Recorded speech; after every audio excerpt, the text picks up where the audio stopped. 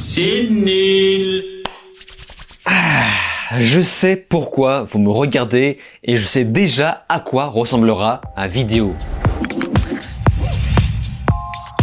Salut à tous, c'est Vince sur Plottime, mais aujourd'hui on se retrouve pour parler d'un nouveau film de super-héros américain, The Marvels, alias Captain Marvel 2, et c'est réalisé par Nia DaCosta qui avait déjà travaillé sur le film complètement Rashits, qui était Candyman de 2021. Cela dit, et attention, je vais me faire taper sur les doigts, je ne la trouve pas nulle pour autant sur la technique pure, contrairement à ce que tout le monde dit. The Marvels est le 33e film du MCU et le 3e de la phase 5. Après toutes ces années, nous avons enfin le droit à l'aboutissement final de la construction de la phase 4. Toutes les phases 3 et 4 ont posé les bases avec brio, Captain Marvel, WandaVision, Miss Marvel pour en arriver à ce résultat. Un univers Marvel avec plus d'inclusivité. Et selon la prophétie, eh bien c'est beaucoup mieux. Ça rend, dit-on, les films bien meilleurs. Marvel fait preuve d'empathie en nous offrant ce film ciblé pour un public féminin. Un film avec du girl power, parce que les femmes aiment le girl power. Des chats, parce que les femmes aussi aiment les petits chats. L'antagoniste d'Arben des comics qui devient maintenant une femme, parce que les femmes aussi aiment les femmes. Attends quoi ? Ça fait 4 ans que ce cirque dure. 4 ans que ce film cherche à émerger suite au succès de Captain Marvel. Un succès qu'il doit surtout au fait qu'il a été vendu comme indispensable pour la bonne compréhension d'Endgame. Et le pire, c'est que c'est vrai. Le truc, c'est que le scénario de cette suite a eu plein de versions différentes. À l'origine, elle devait simplement servir de suite à Captain Marvel. Mais l'ego féminocentriste de Disney a tellement explosé depuis la phase 4 qu'ils ont décidé d'en faire ça. Le film a été repoussé de nombreuses fois, l'échec étant devenu trop prévisible. Marvel s'est dit qu'il valait mieux attendre que les gens arrêtent d'être lassés des super-héros, et donc sortir cette suite aujourd'hui, c'est le succès garanti, évidemment. Alors, concernant le premier film, je ne l'ai pas trouvé si mauvais qu'on pouvait dire à l'époque, mais ça, c'est parce que je n'avais pas encore été contaminé par la maladie de la fatigue du super-héros. Non, changer le sexe des super-héros ne le rendra pas plus pertinent pour autant. Donc je n'avais pas encore la fatigue de ça et de l'insupportable humour marvelesque que je trouvais déjà limite à l'époque. Le fait de justifier le cache-œil de Nick Fury par ça... Ils sont dans ton estomac, tous ces vilains. Aïe, sale petite flerconne. Ça va ? Oui, ce n'est qu'une égratignure. Ça a vraiment fait rire des gens ? Vraiment, parce que moi, même à l'époque, ça m'a fait chialer. Quoi qu'il en soit, The Marvels est le film apparemment le plus court du MCU. Merci Seigneur! Merci, j'en peux plus des films longs. En tout cas, des films de cette trempe. Bref, c'est parti.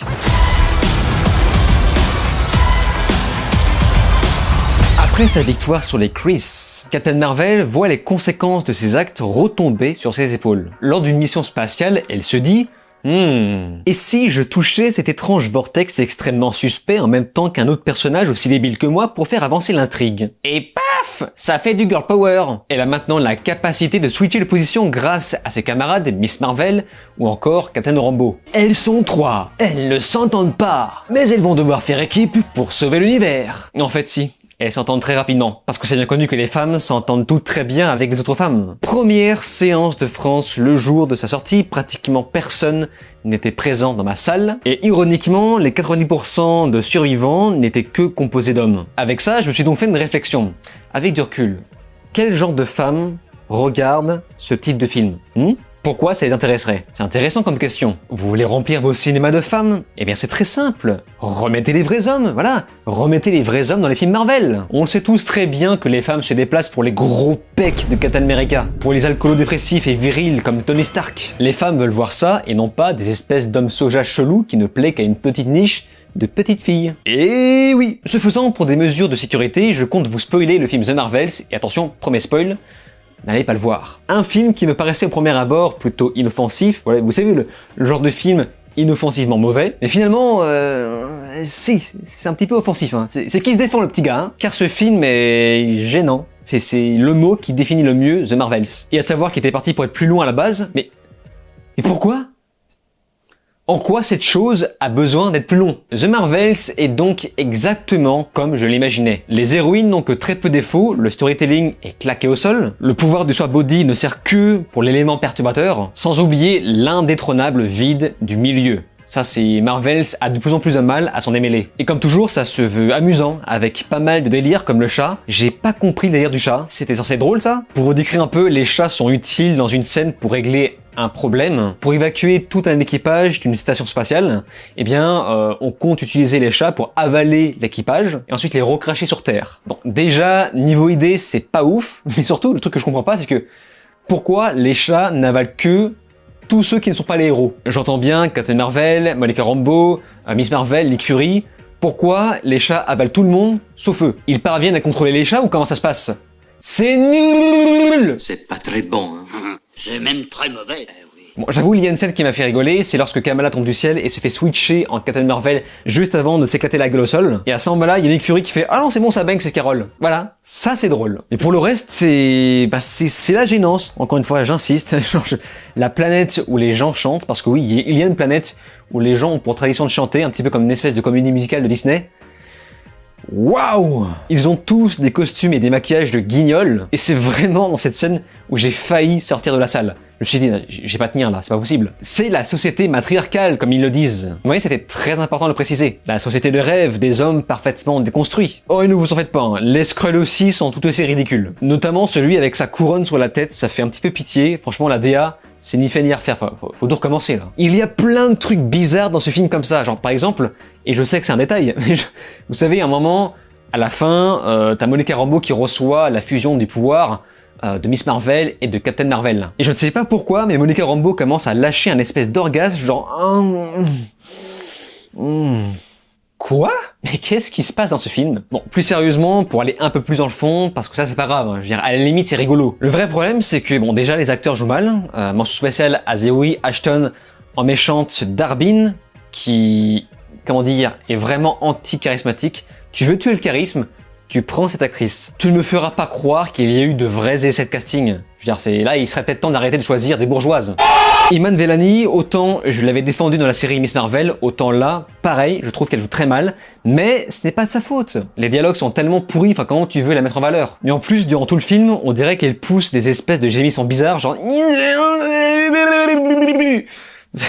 Bon, ça je le range encore dans la catégorie des choses bizarres du film. Et attention, personnage charismatique, le seul trait de caractère de Miss Marvel, c'est qu'elle est fan de Captain Marvel. Il n'y avait que la vision égocentrique de Marvel qui pouvait inventer ça, vu que ça n'existe pas dans la vraie vie. Et concernant Monica Rambeau, eh ben écoutez, c'est le vide interstellaire. Ah si, pardon, elle a une maman.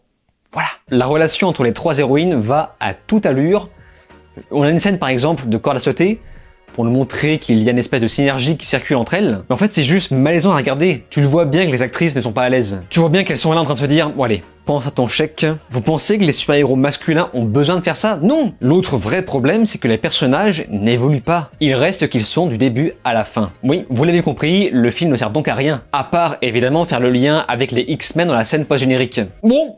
Ah, j'avais dit que ça allait spoiler, hein. Un lien qui, de toute façon, avait déjà été fait dans Doctor Strange 2. Bon, je suis méchant, il se passe en effet quelque chose du côté de Carol. Pour faire simple, c'est à cause d'elle qu'il se passe toutes les merdes du film. Voilà. Et après, il le reconnaît. Ces héroïnes sont pour ma part plutôt nulles, non? J'ai l'impression que tous les problèmes du film ne font que s'aggraver à cause d'elle pour qu'elle puisse les réparer par la suite. Vous savez, si la réalisation du dernier film Candyman était ok, c'est surtout parce que Jordan Peele était derrière. Or, dans The Marvels, on n'est pas très loin du style de la série M6, mais sans la nostalgie. La pauvre Nia DaCosta n'a finalement pas beaucoup de savoir-faire derrière la caméra. Et qu'on ne dise pas que c'est à cause de la production, car Sam Raimi avait fait beaucoup mieux dans Doctor Strange 2. Ici, on ne comprend rien aux scènes d'action, surtout lors de l'intro, avec cette fameuse phase de swap body, et même en termes de créativité, genre par exemple Kamala Khan, alias Miss Marvel, et même les autres personnages se retrouvent avec un espèce de nouveau costume, genre plus joli, plus amélioré, et Miss Marvel, je ne sais pas pourquoi, va se battre avec un morceau de manche. Qui? Comment? Pourquoi? Pourquoi ne pas simplement se transformer en géante comme elle avait déjà fait dans la série? Pourquoi personne n'utilise correctement ses pouvoirs? Ce film, c'est clairement un espèce de projet étudiant avec les mêmes défauts de montage chaotique. Comment faire un film qui ressemble à peu près à du Marvel classique? Pas forcément, c'est vilain visuellement, même si les effets spéciaux sont clairement dans l'ère des Marvel précédents, sans évolution, voire quelques régressions comme les problèmes d'incrustation. Je pense par exemple à la scène du premier vol des Monica, qui, voilà, visuellement, c'est pas beau. On revient encore sur le style des séries M6. Et encore, dans les bandes annonces, on vous montre les meilleurs passages. Mais sachez que ça ne me dérangerait pas si tout le reste était irréprochable. Disons que j'ai tendance à être souple lorsqu'il y a des efforts de fait d'un côté. Le tout accompagné d'un petit style de musique de cité. Je présente Miss Marvel, et je connais, c'est le turfu. Entre deux musiques orchestrales random marvelesques. The Marvels n'est donc pas spécialement un bon divertissement. Je le qualifierais plutôt de spectacle d'absurdité fini à truelle. Et croyez-le ou non, mais je vous garantis que Thor 4 était bien meilleur. Bon, déjà, Thor 4 m'a vraiment fait rigoler. Et je sais que beaucoup reprochent à ça, parce que le film manquait cruellement de sérieux, surtout par rapport au thème parfois pas rigolo qu'il abordait. Mais derrière ça, je trouve qu'il y avait une technique, un savoir-faire. Il y avait de réelles bonnes idées de mise en scène, et surtout, ça ne sentait pas l'amateurisme. Alors que là, The Marvel, c'est un film de techniciens, d'amateurs. C'est ça aujourd'hui les super-héros. Je pense qu'on sous-estime de plus en plus à quel point le niveau a vraiment baissé. Mais bon, écoutez, seul le box-office nous dira ce qu'il en est. Est-ce que faire un film de super-héros avec que des femmes et les hommes soja, ça marche? La réponse pour bientôt. Mais en attendant, si vous ne l'avez pas écouté, eh bien n'hésitez pas à me faire part de votre avis dans les commentaires, évidemment j'y porterai attention. Et c'est donc sur ces mots qu'on se laisse, n'oubliez pas de vous abonner à ma chaîne YouTube, cliquez sur la cloche, souscrire si vous pouvez, et de me rejoindre sur les réseaux sociaux. Je vous dis alors ciao et à la prochaine.